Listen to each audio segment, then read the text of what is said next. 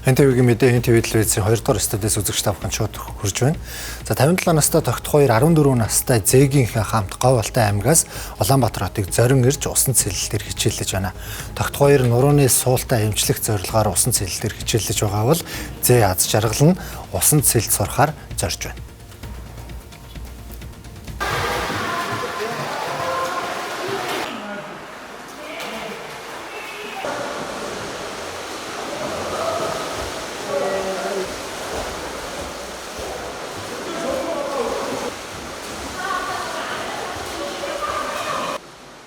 Тогтох 2 аз жаргал нар өнөөдөр анхудаа бассейнд орж үзэж байгаа юм а. Өвөө зээгийн амралтын хугацаанд нь хөгжүүлэхээр олон сургалт дамжаа спортын секцэн зөөдөгч анхудаа хамтдаа спортоор хичээллэж дурсамж бүтээж байгаа нэ. Тэгээд өнөөдрийн үед бол хүүхдийн үед бол маш амжилттай. Ерөөсөө анхудаа уснаас бараг айддаг хүн байсан би. Одоо тэгээд энд ороод болох юм байна гэж бодож байна. Одоо ямар ч нэг сарын хугацаанд битээр энд явна. Тэгээд хүүхдээр бол маш сайн усчин болохоор юм шиг л тийм юм байна шүү дээ. Шүгээс нэг анхудаа гоё нөө.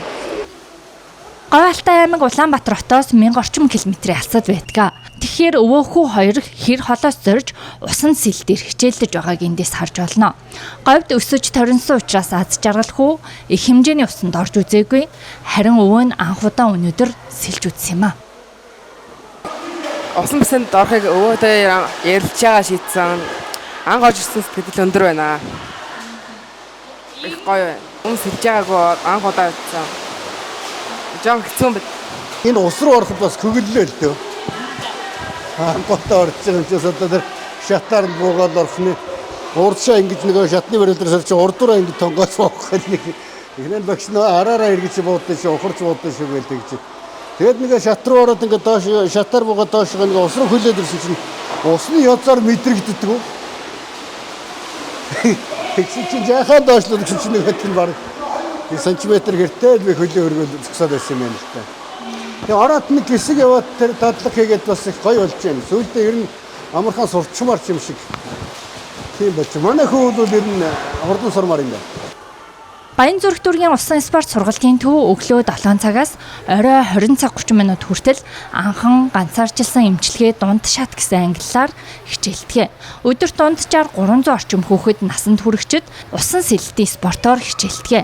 Харин биеийн тамирын багш мэргэжилтэй Алтан хуйг Шведэд 20 жил амьдарч тэндээ усан сэлэлтийн багшийн эрх авч эх орондоо 92 дахь жилдээ багшилж байна.